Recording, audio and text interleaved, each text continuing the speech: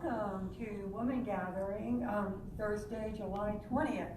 And I'm very excited to have Suzanne Scurlock Durana here with us.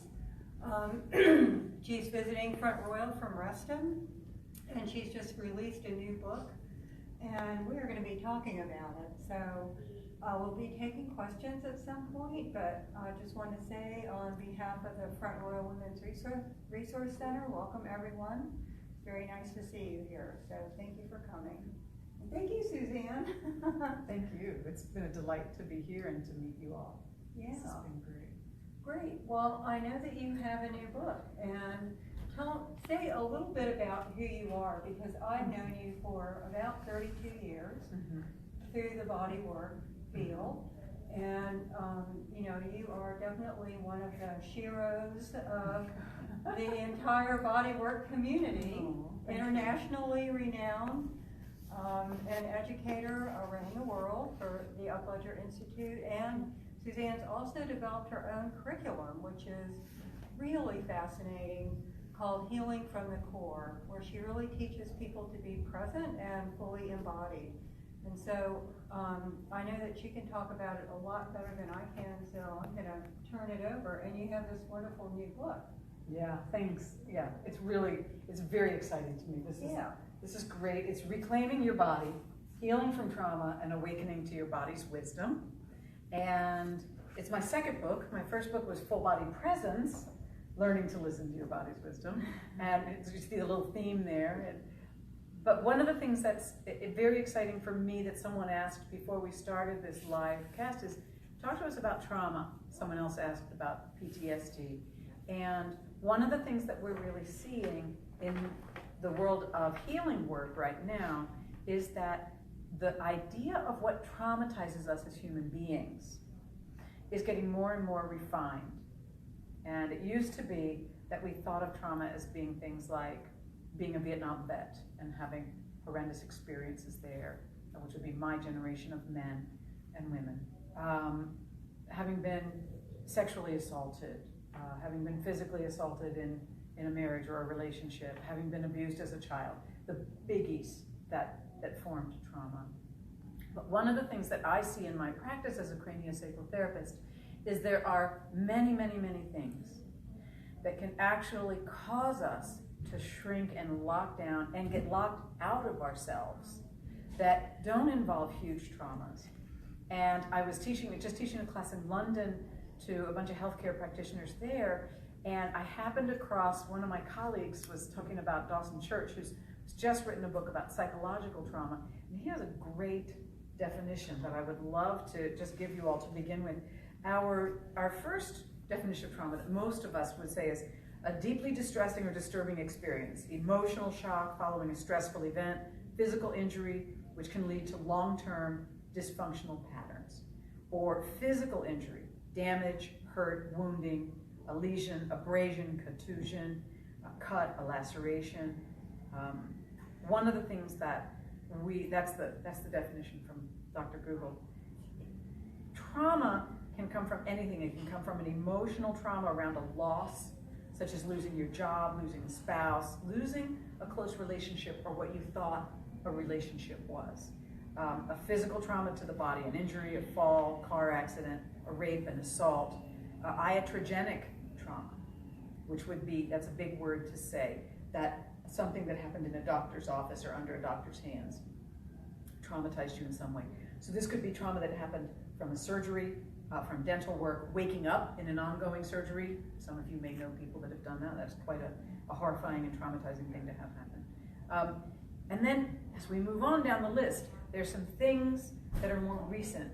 And one of the things we saw after 9/11 was the number of people in both the Washington area and in the New York area with PTSD who weren't anywhere close to the physical trauma itself. And it happened from watching or hearing about the traumatic event while being helpless to do anything about it. And usually with the media watching it over and over and over and over and over again. There can also be gestational, birth, or post-delivery trauma that stays in the body, stays locked in the body. Dawson Church's definition, which I thought was really interesting, He said something can be defined as traumatic. It's an event which is threatening or perceived as a threat to your physical survival. So if you think you're going to die, if you're threatened, that is extremely traumatizing. If whatever it is overwhelms your coping capacity and produces a sense of powerlessness in you, that is doubly damning in the traumatic department. If you also end up with a feeling of isolation and aloneness, there's no one to reach out to, there's no one that really understands you or believes you, it's a triple whammy right there.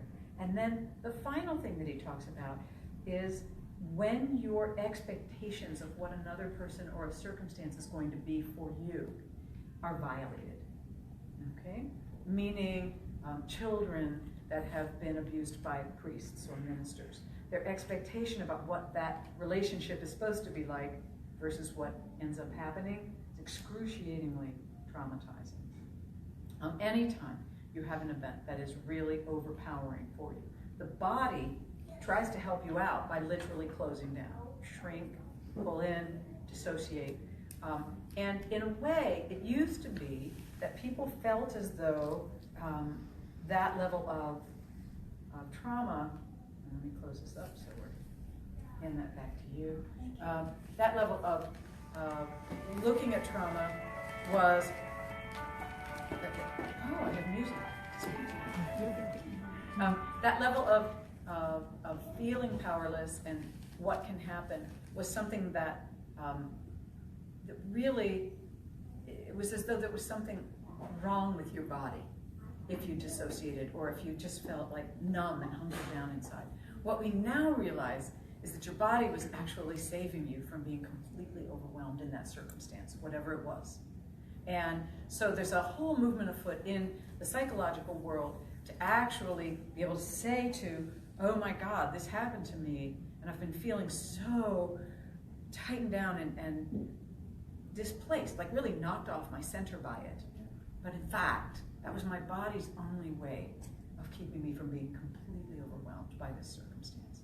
And so it's much easier then to heal from it. And these are some of the things that we look at when you're dealing with trauma and how we define trauma, because it really broadens out what you were asking me, Joyce, how you see trauma. When you were reading the first chapters of my book, you were going, oh wow, something like that happened to me.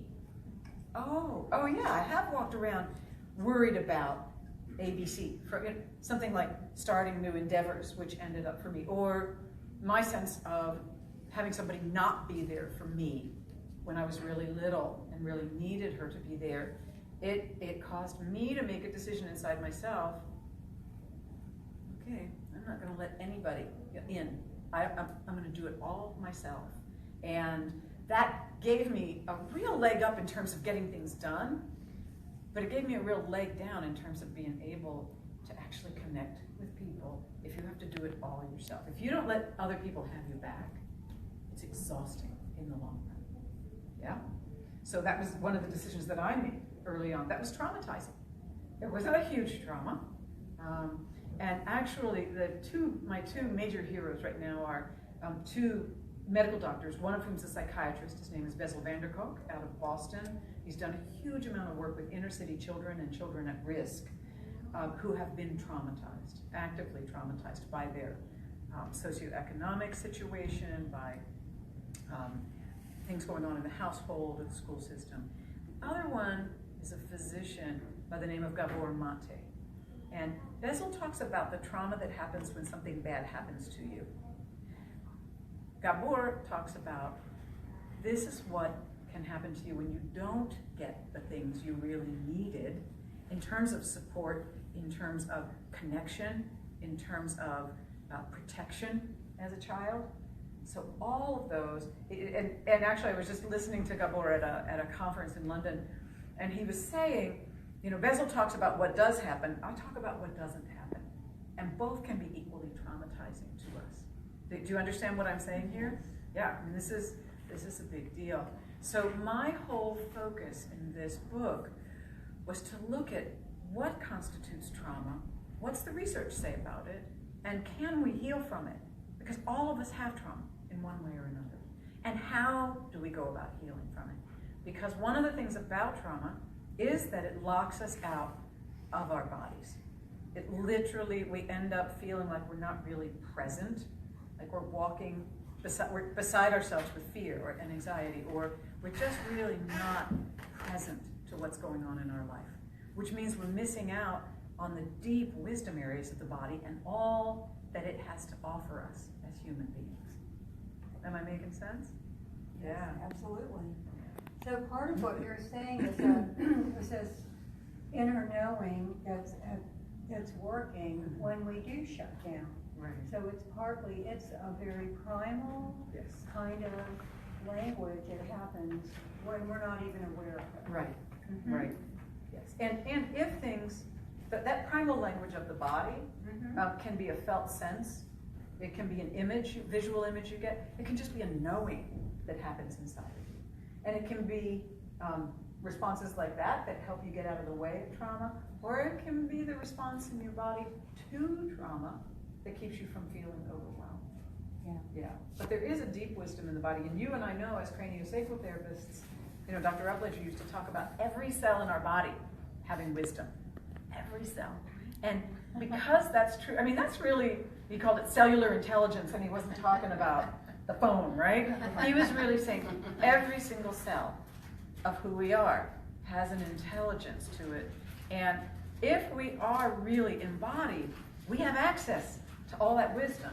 But most of us aren't embodied. We live between here and here, here and here. Our educational system does that to us. The traumas that we have do that to us. It's very interesting. So most of my work over the last 25 years has been this work called Healing from the Core, a journey home to ourselves. In other words, a journey home from here down into here. Yeah.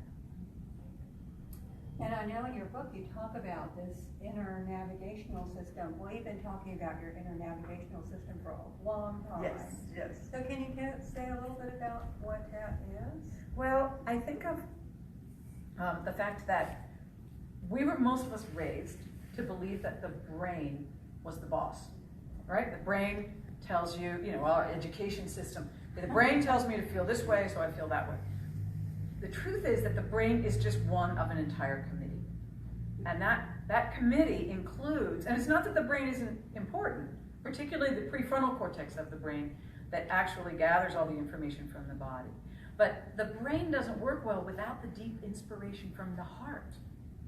And the heart doesn't make really wise decisions without the gut knowing that we have when something's really right or it's really off. And none of it works very well without the power of our pelvis, like the engine of the body and how it fuels everything else. And none of that can really get very far in these turbulent times without the deep, steady clarity of our bones. When we know how to drop deep into our bones and rest there and listen to the world and look at what's happening from deep inside, there's such a beautiful clarity that happens. And then the part that actually most people giggle about is that our feet and legs have a wisdom. And most people don't think of our feet and legs as having wisdom. But think about how, when you're really confused about something or you've got a lot of issues on the table, what do? You throw on your hiking boots and go for a walk. And when you come back, you've activated your feet and legs. When you come back, you've got your answer. And the research is actually bearing us out on that right now. And probably I'll be putting something on my blog, Presence Matters, about that, because I just got a whole new piece of research about how the wisdom of the feet and legs affect and clarify what's going on in our lives for us when we activate them. So these are just like general neighborhoods of wisdom, knowing that there is cellular intelligence in every cell, and there are these different areas that have their own specific characteristic wisdom. I love that about your book because you break it down very clearly. And I've had a personal experience with the gut and the radar that you have in your gut and having it inform me as I go for my walks in my neighborhood. So it was really valuable. Yeah. So I remember when we talked about that. Yes. Yeah. It was very, very helpful, wasn't it? It was really helpful. And I can now go for walks, and sometimes there's something around the corner And if I tune into my gut, I can tell that there's something around the corner. So it may be people, it may be somebody with a dog loose, or something like that. But I can also kind of tell that it's okay. There's something there, but it's okay, or there's something there, and I need to be on the look. Mm-hmm. Yeah. Really, it's great. Well, and it is a wonderful thing, because most of us do our worrying here, right? You have things that have happened in the past, you see something that looks like something that happened before, and all of a sudden it's just that wheel, that gerbil in the cage is starting to go, and you're worried, and you're worried, and you're worried. Now your gut tightens up, but in fact, it's all based on something that happened in the past, right? Yep. The gut, in the present moment, tells us when something is happening right now, or something that's about to happen, that's actually dangerous or really right on.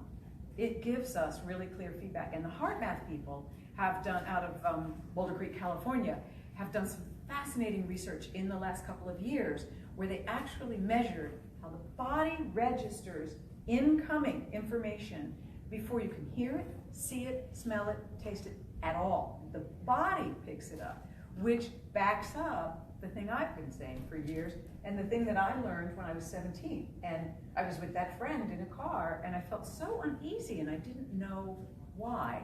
And he was crashing on amphetamines. He strangled me, and I almost died.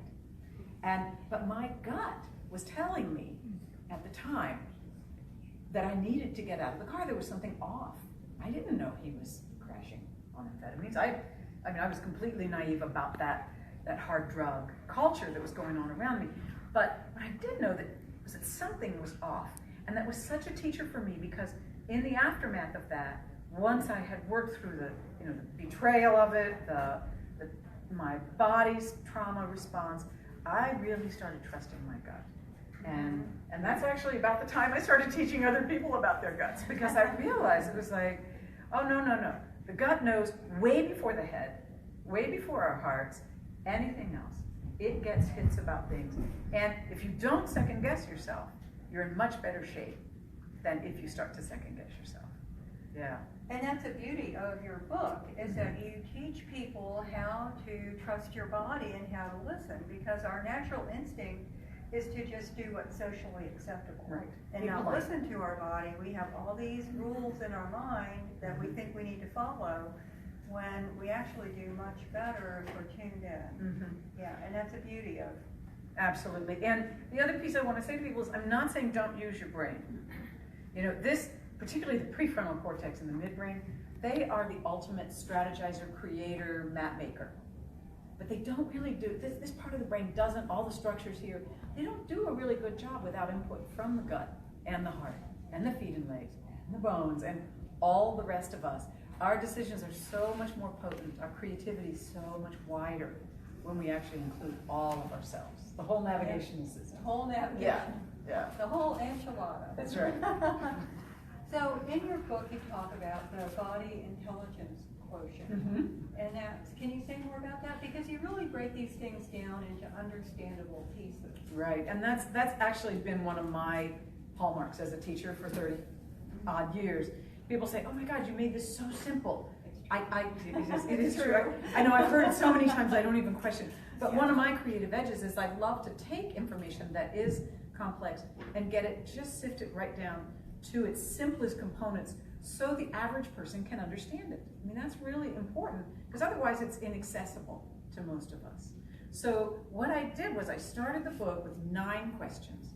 And those 9 questions basically will tell you, when you get the book and you take it, it'll tell you, how am I with my body right now?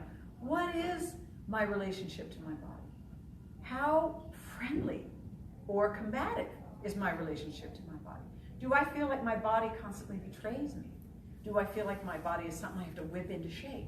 Does my body, see all these, you're nodding your head. So these are things we don't think about. So, so if I were to say to all of you, how do you feel about your body? Oh yeah, well, just take the little BQ in there and see what your body intelligence quotient is. What is your relationship? Because then you've got a baseline. And once you know what your baseline is, now you know where you want to work. Okay? And that's kind of cool. It's only 9 questions, very easy. just, 1 to 5 in the spectrum, and it'll take you about 3 minutes, and then you're off and running. You know where you stand to start with. It's a good way to think about it too, because I mean, even as a body worker, I went, well, Yeah. Well, we in bodywork do have a friendlier relationship with our bodies than most people do, because it's our stock and trade. But even in the bodywork world, there's so much giving, and not taking care of ourselves. Right. And that's actually where we started just a little bit earlier about the whole thing with the airlines. Putting your own oxygen mask on first, so that you can help the people in need around you without passing out and dying. Basically, yeah. So you also offer 5 body-related myths in your book. Can you say a little bit about that? Well, I think number 1 is that it's the myth that if I go inside and I feel pain, I'm just going to be overwhelmed by it. And for anyone who's had trauma, when you first start to drop inside yourself, you're probably going to feel some pain.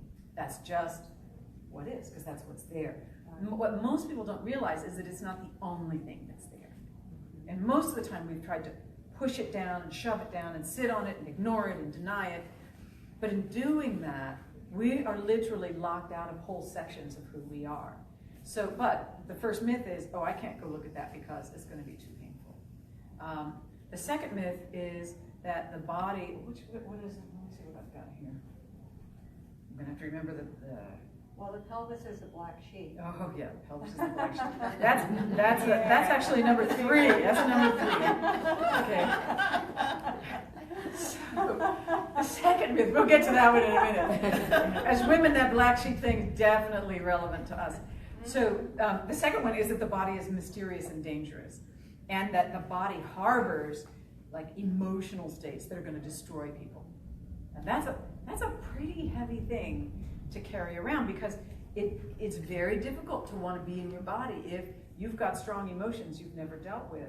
And if I really start to embody, I'm going to get so enraged, just like my dad did when he was enraged at my dad. Didn't do that, but if you grew up in a household with a rageaholic father or mother, I'm just going to be like them, and my rage is going to drive my bus, and I'll run right over people. So that sense of the body having hidden parts that we don't want to look at, that's a really key piece. The next one is that the body is seductive. Here's the black sheep of the family. The body is seductive and leads you astray. And basically what we're talking about here is the pelvis. The pelvis is the engine of the body. There's certain spiritual traditions that actually recognize that, not Christianity, mind you, but there are some that do. I mean, I grew up on the front pew of a Southern Baptist church, so I mean, I do know about this. And are any of you in here Baptists? Okay, so the Baptists do really well from here up. They have big hearts, they sing really well, they cook really great food, casseroles at those potlucks are fabulous, but don't do anything that has to do with anything below the waistline, because that's sinful, and it's seductive, and the body will just take you out. And yeah. So, and that has to do with the pelvis, and how the pelvis is seen and treated in our culture. Advertising media like to use sexuality to sell things, because it's a very powerful thing to help people want to buy something. But on the other hand, if we all really were to feel our pelvises, how many of you in here were raised in a family where you were encouraged to have your sensuality and your aliveness and your sexuality? Yeah, I didn't know. Very, very rare. Occasionally, I will get, and particularly in Europe, I'll have an occasional woman raise her hand and say, yeah, I was, particularly Northern Europe. It's a little bit better. Generally not in the South of the United States. It's just not. It's a rarity because it's dangerous. For women to have power is dangerous. Women who speak out, even right now, it is dangerous. You have to do it in the right way. You have to be going through the right channels. So this is a really key piece, and our pelvises give us our power. And I was saying to some of you earlier, that's why I actually created that workshop, Healing the Pelvic Floor for Women, because so many women are locked out of their pelvises, and therefore locked out of their power. And learning how to embody and heal and drop back into your pelvis and your sensuality and your juiciness in a way that has integrity, that isn't seductive, but it really has integrity and gives you back the juice in your life, like your life force, your creativity. You know, the artists in the room probably understand this, because without it, you wouldn't be good artists. So, yeah, so that's the pelvis and the black sheep, and that's definitely a fun one. Number 4 is that the body's out of control and has to be dominated. I see this with athletes a lot, that they exercise beyond what they really should be doing, but they believe that if they don't stay in tight control of their body every single minute, that it's going to be just like a sloth on the couch, and they'll never be able to get up again. So they have to drive themselves. And I've got a number of stories in here about that. The last myth is that the body is stupid, and that really it's the brain. It's inferior to the brain. And really the brain is the master of the entire system. And this tends to happen really more and more with people that have higher and higher levels of education, because they've spent a lot of time and they're very invested in what they know mentally.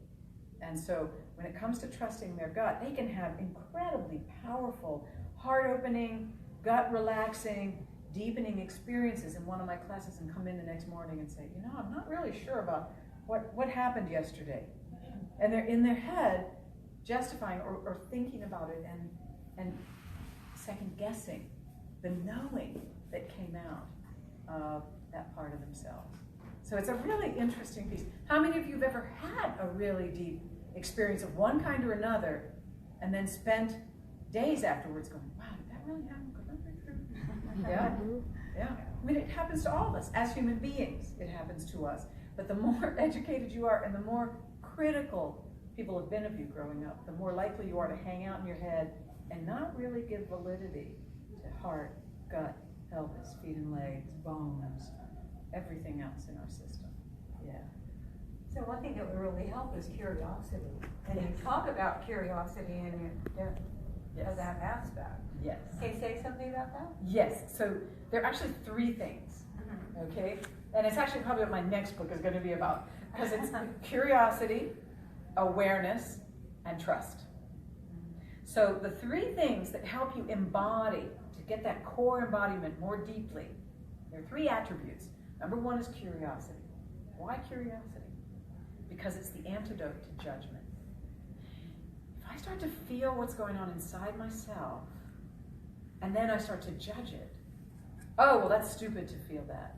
Or, oh, God, that's too painful, I can't feel that. Or whatever it is. But if I start to judge it and criticize myself, boom, I'm locked out of that current moment experience. Do you understand what I'm saying? So by being curious, wow, ooh, that's odd that I have that tightness in my solar plexus. I'm curious about that. When did it come up? I wonder what's going on there. Solar plexus, what's happening here? See, I stay curious and open, and all of a sudden, a lot more data comes pouring in, because I haven't shut the door and already made up my mind about what it means. So curiosity is a really great attribute to continually cultivate for yourself, about anything, about life in general, but that's great. Then grow your awareness. Like really begin to be aware of what's going on inside of you. Most of us are trained to be aware of what's going on outside of us. Okay, how's Pat doing? Is she nodding her head? Is she liking what I'm saying? Oh, wait a minute, what about Jenny? And no, what about what's happening in here? How does it feel in my gut right now? What does it feel like in my heart? What's happening in my own feet and legs? That level of awareness and really being able to feel what's happening inside with no judgment is what grows your core embodiment. And then the third thing, the third attribute is to trust what you get. So if I'm sitting here and my heart just feels warm and it's great to be in this circle talking to all of you, trust it. Trust it. Don't let that little voice in the back of my head say, oh, you silly girl, what are you doing here? You know, to the back of the bus. I don't want to talk to you. I'm having fun, right? So trust what I get. And this is true always. Those 3 things are very important. Yeah. Wonderful. And, you know, I know we're kind of running out of time, but there's a really important piece about your book, which is that you also have guided visualization.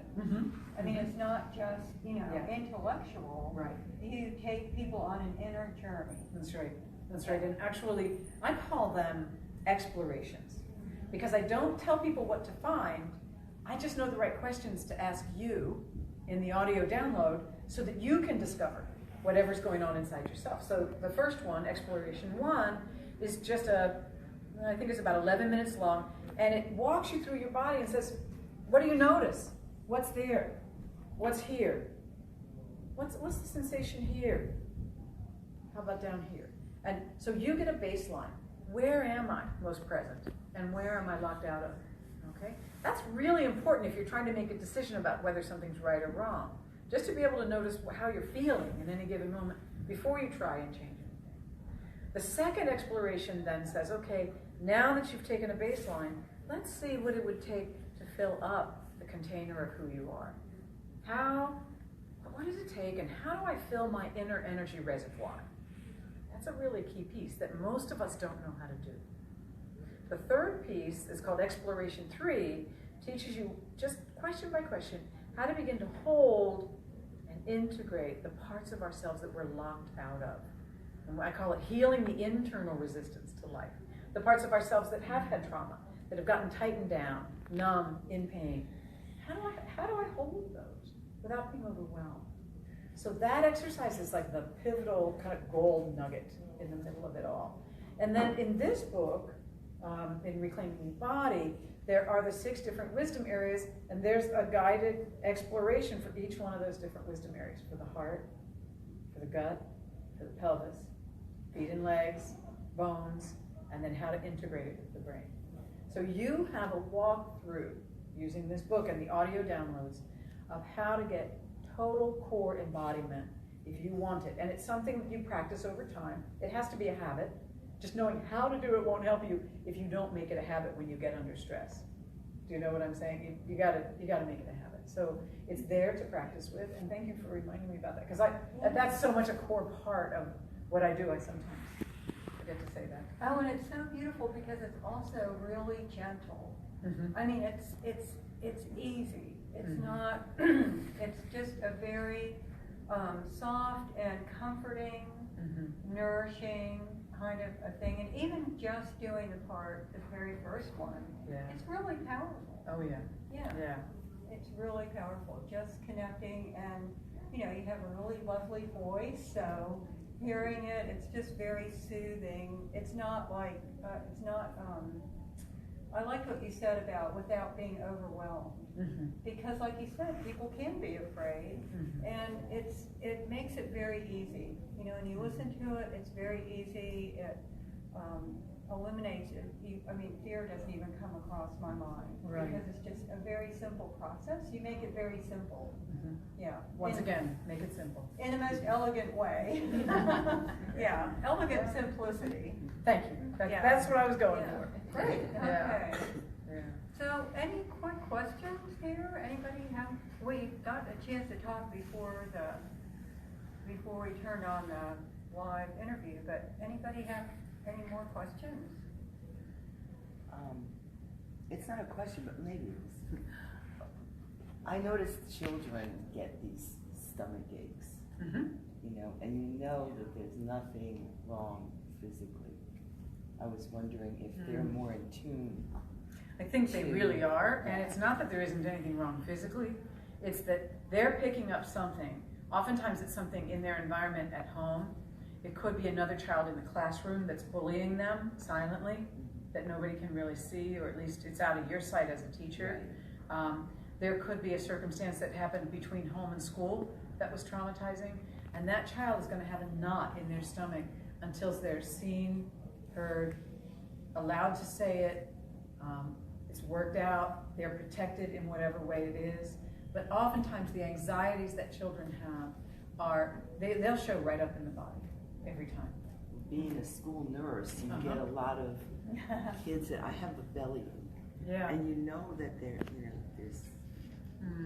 there's no reason for the stomach ache. I mean, physically is what I was trying to say. Well, they might have eaten something bad, but quite honestly, or have a stomach flu. That could be the case, but then there's sometimes where a child's every day has a stomach ache. Yeah, You know, yeah, and then you want to psychically. I know you can't touch the kids very much anymore in the school system. Get them on your lap and just say, "Tell me about it. What's happening in your tummy? You know, let's go in and talk to your stomach." I mean, that's what I do when I'm working with someone on the table. You know, they come in with something and hands on. Let's check in. Drop in between my two hands. What's your first hit when you get here? Is it tight? Is it loose? Is it warm? Is it cold? Does it feel like a particular color? And boom, the body starts to talk. It's just amazing. Yeah. So there's got to be some version of that you can do as a school nurse. Thank you for orienting me to my new role. Yeah, that's true, but that's really right. And children haven't had it trained out of them yet. That's what I'm saying. Yeah. It's probably easier for children to do it than adults. Yeah. You know, and Depends on their childhood, but yes. how much of this is psychic, though? What do you when mean I'm psychic? saying psychic is when you say you feel like you were going around the corner and you know something is there and it's in your gut. Well, It's your gut that reads what's coming. Okay, and some people would consider that psychic, but really I would say, to be quite honest, it's pretty ordinary. It's that, yeah, you all are nodding your heads. Once you really start to trust your gut, there's nothing psychic about it. We all have the capacity to read it, feel it, and then if you trust it, if you're aware of it, remember, you stay curious, you're aware of what you're feeling, and you trust it, now you can start with your mind to go, should I back up and not go around that curve in the road because it feels like there's something really not so good? Or do I just stand here for a bit and tune in? Or can I feel somebody on the other side of the curve, but it's really okay? In which case you keep going. Yeah. And that is actually our birthright as human beings, is to have that capacity. Isn't that interesting? it's like a sixth sense. It is, and it's your body intelligence. It's your body's intelligence. Yeah. Well, I can remember one time there was a snake in my shed, Mm-hmm. and I went to open up the door and I felt that something's wrong in there, and I backed up. Sent somebody else to go look. There was a snake. There you go. Was it a copperhead or was it a black snake? It was a big black snake, but that's okay. It would have given me a heart attack anyway. I like black snakes. I'm not real big on copperheads. Right? But Yeah. I'm trying to say that's the Yeah, feeling. you felt it, and you didn't see it. You couldn't smell it. Nope. You couldn't hear It it. was like, don't open that door. There you go. The trickiest part, so many people don't want to trust it. Yeah. They Isn't just that say, oh, interesting? forget it. I mean, and I got biggest that. I got to thing. be honest with you. I got that when I was 17 and I got strangled. 2 years later, I'm in college, and I actually wrote about this in my first book. I went on a date with a big popular basketball player, and we're at a party, and everybody's drinking beer, and we're sitting around the room in somebody's room, and one by one, the other couples are leaving. As soon as it's going to be he and I got that same uneasy feeling in my gut, and so I listened to it. I said, God, I gotta go to the bathroom.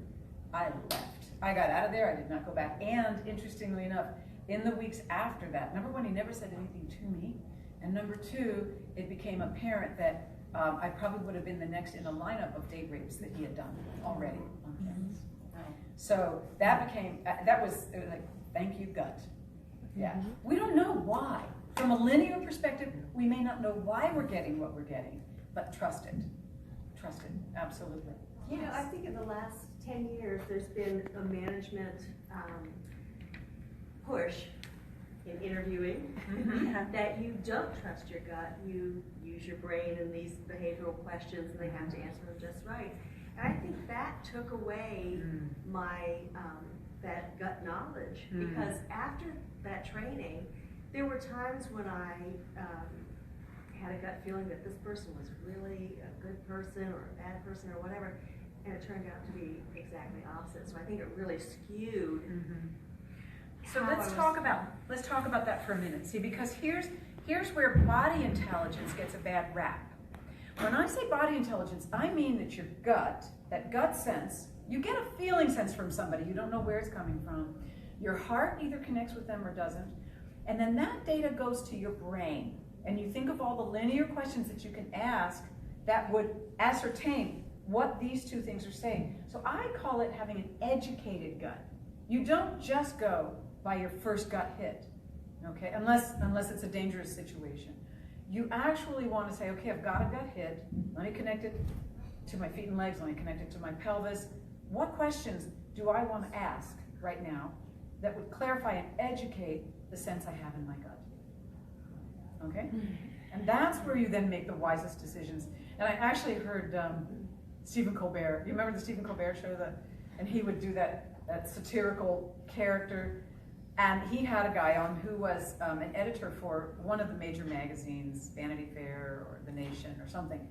And this particular man he was interviewing, and he was mocking that gut knowing, and or he was playing with it. And the man said, no, what you want is an educated gut. And I thought, that's a really nice way to put it if you're a very educated human being. But what about an integrated gut? What about a gut that's talking to the brain, that's talking to your heart, that's talking to your pelvis? That's when you get the wisest decisions. It's not that you don't want to trust your gut. You don't want to only trust one part of the body or another in isolation. And I think that's what we were being taught. And Yeah. And I think that was. Yeah. But the mistake is they forget and they throw the baby out with the bathwater, which is useless. Yeah. So Suzanne, how can people get connected with you? Well, we have flyers over here. My website is healingfromthecore.com. Like HEALINGFROMTHECORE.com. Yeah.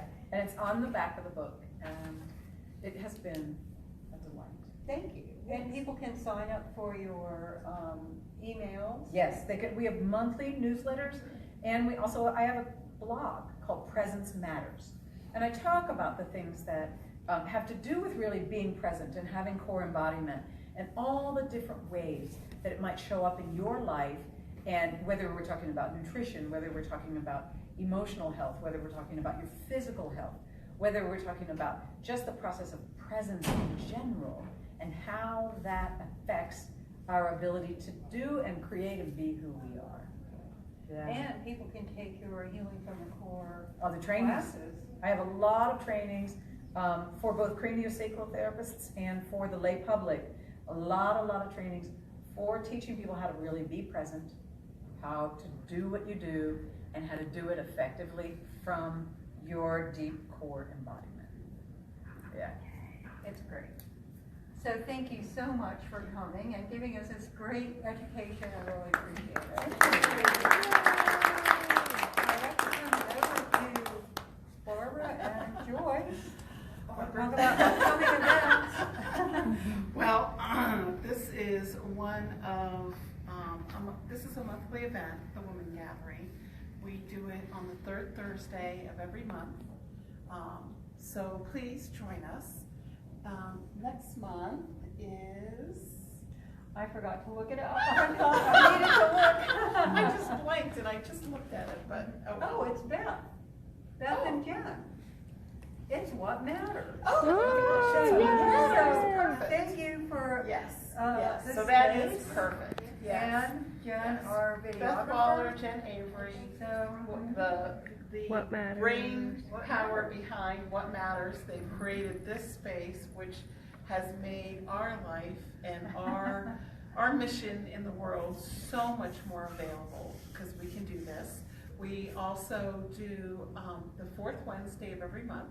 So I believe that's next week. I'm not staring at it, but and we have Meredith Little Sugar National. Right, will be here, so that should be fascinating. And that's from 11:30 to 1. You can come, you can bring your lunch, you can go next door to the Daily Grind and get your lunch. And those are the things that we have during the summer. We will have our Girl Grant Luncheon, which we talked about a little bit before in September. We give grants to young middle school girls, and so that luncheon will be coming up, and our Dare to Dream luncheon, our Dare to Dream breakfast is in March, where we hand out grants to women in the area. Please join us. We have our website, which is frwc.org, and we do have weekly email blasts, which will start up again. We kind of get a little quiet in July, and then we start August 1st. We'll be sending our emails, and you don't have to join to get an email. So, we connect with everybody in the area. We'll have all of Suzanne's information on our email blast, absolutely. So you can always connect. I mean, that's what we're about. And we'd be very happy to have you join us. Yes, we would love to have you. You show up in Thank you person. so much. So that's it. That's it. Thank you. Thank you, everyone. Have a great night. Bye. Bye.